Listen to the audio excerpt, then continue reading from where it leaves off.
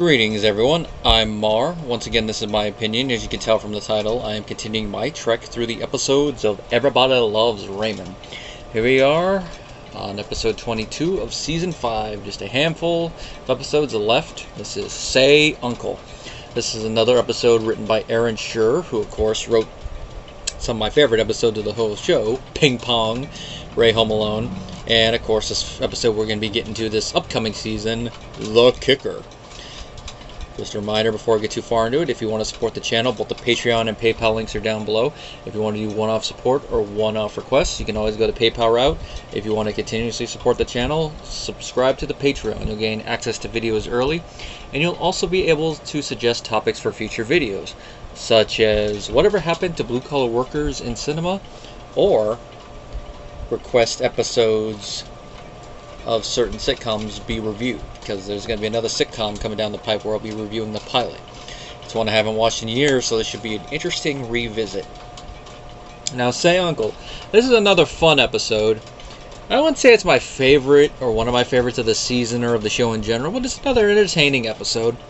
It's definitely one that if you want to skip, I wouldn't begrudge you. It's not going to go on the VHS list, but it's not going on the skip list for me, because I don't remember myself ever skipping this one unless it's like, yeah, I don't feel in the mood for it today. But I usually always watch it, like 8 or 9 times out of 10 I'll watch it. And it's a Robert-centric episode in the fact that he's what spurs the plot along, and that is the fact that it's his relationship with the kids. So we get another plot that revolves around Allie and the twins. Now, what it is that Robert comes over early in the morning. He's playing with the kids, playing Monster. It doesn't sound like monster talk. Good excuse for Brad Garrett to start working out some of his funny voices. And, of course, pick on Ray a little bit. Even uglier, Monster! He has to go across the street to get some juice, because they're out of juice. And while he's gone, and Ray's about to go hit some balls, Ray notices something that I guess he hasn't noticed before, and that is all 3 of the kids are copying Robert's chin mannerism. In case anyone's forgetting, I got a spoon right here.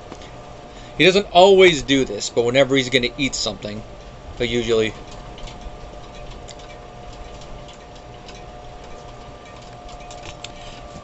all 3 of them do it, and Ray notices it, and he's like, huh? He brings it up with Deborah, and Deborah's like, oh, they're doing it. Oh, it's so cute. It's like, they do it? Yeah, I've seen them do it a time or two. Now, Ray, you can definitely tell that he's annoyed and a tad jealous by this. Like, why are they copying Robert's mannerism? They should be copying mine. Ray, I actually do like that Deborah brings this up. It's like, what mannerisms do you have, Ray, that the kids should be copying? There's nothing really that you do that they should be copying. Like, definitely some of the stuff that we brought up in past episodes, they definitely should not be doing it. Like his man-childism, that should definitely not be copied by the twins.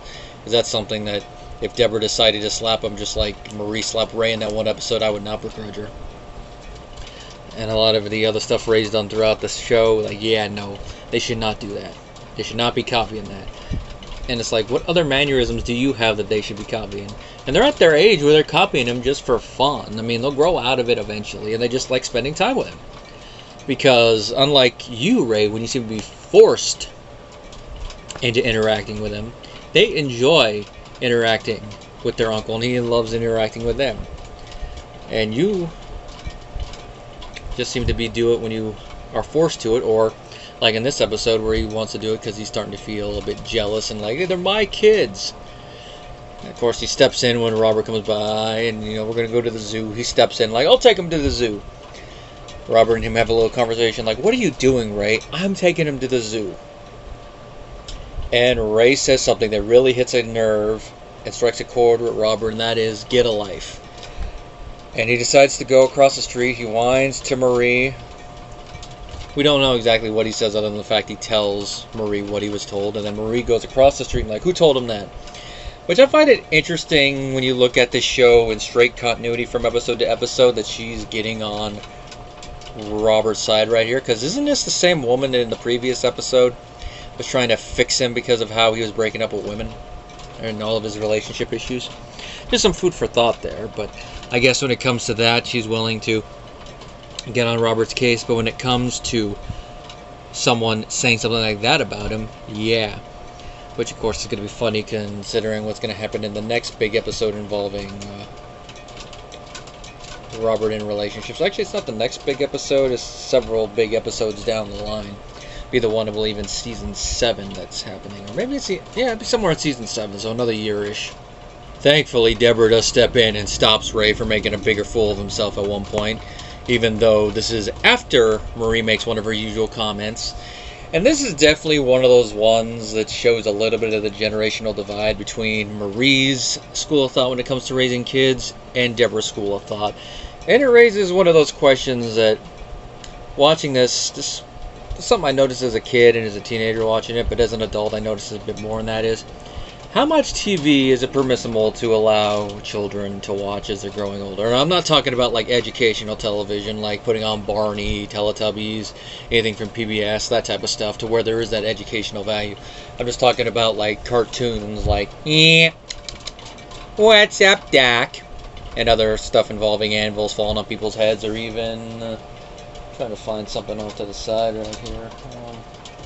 Probably the best thing I got right here that's on hand, stuff like this, anime stuff like Trigun over in the corner, or even the thing above it, professional wrestling. And then, of course, Ninja Turtles right there, stuff like that. Now, I can tell you that my grandmother at one point when I was young tried the whole limited television thing after school, like 2 hours of it, which means, since I was in my phase where I was really watching Hercules, The Legendary Journeys, it was 2 episodes of that and nothing else. And I can tell you it doesn't really work.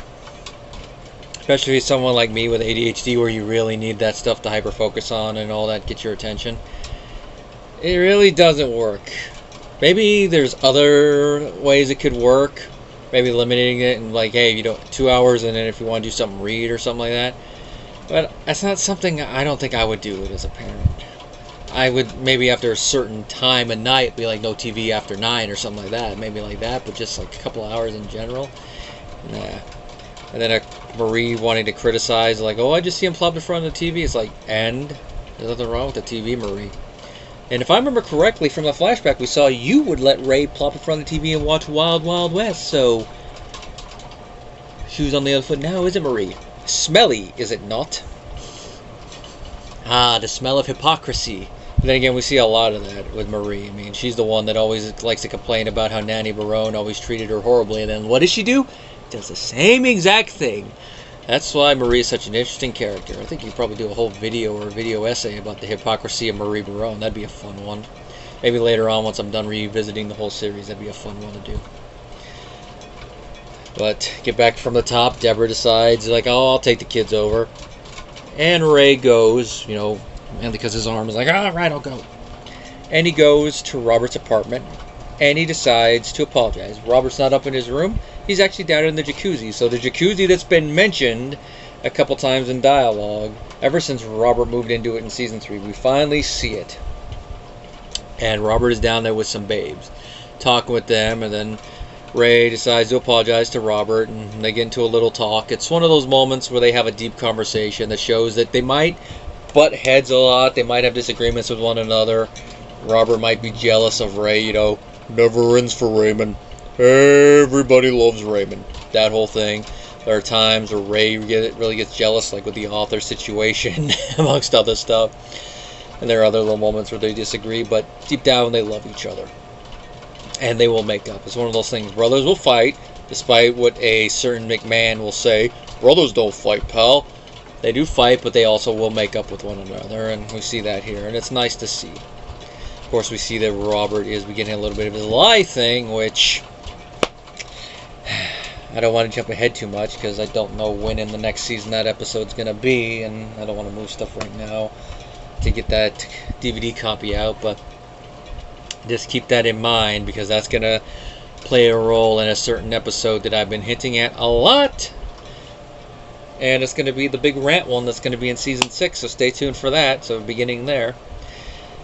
But it is a nice little ending, and Robert does make a good point about how, he should not be putting himself above Ray in the hierarchy and all that, because even though he loves dealing with the kids and all that, being a parent is a full-time job. And unlike Ray, he gets to lead, which is a good point. That's the difference between being the fun aunt, uncle, or even the spoiling grandparent and the parent. Because as the parent, you got to be there all the time. You're on call. You're always there. Something happens, if it's serious, you got to drop everything and go. As an uncle or any other close but distant relation, you'll have the whole thing of being worried for them, helping them when you can and all that. But you're a step removed from the parent thing, unless it's a situation where you have custody or something else like that, but that's a completely different situation. And they do make up, and it's a good thing that Robert brings that up, and they do make up. And of course, to add to the little bit of that and end it on a humorous note, Ray does try a little bit of the whole monster thing, and it's not for him. It just shows that even though he loves his kids and all that, this is the type of game not for him. So he decides, let's go to Uncle Robert's to swim. But we all know why Ray's there. As Frank said in one episode, I'm here for the broads. At least make it less awkward and hide behind the bush like Ray does. That's supposed to be the Patrick rubbing his fins together thing, in case you didn't know. Really not much else to say about this episode. Like I said at the top, it's a pretty fun episode. It's not going on the VHS list, but it's not going on the skip list. It's one of those in-between ones. If you were looking at it as building on another in like a different series or a sitcom made later, it would be a filler episode. But since this is the time where most episodes of sitcoms were like that, it's just another good episode.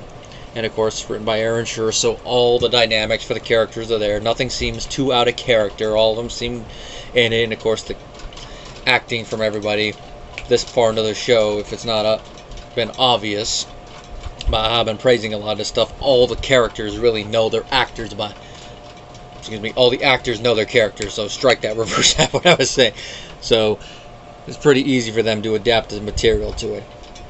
Now the next episode is going to be a doozy, because now we're going to shake up the status quo a little bit more, because the next episode involves divorce, or at least the road to it. That, of course, is going to be separation. Till next time, guys.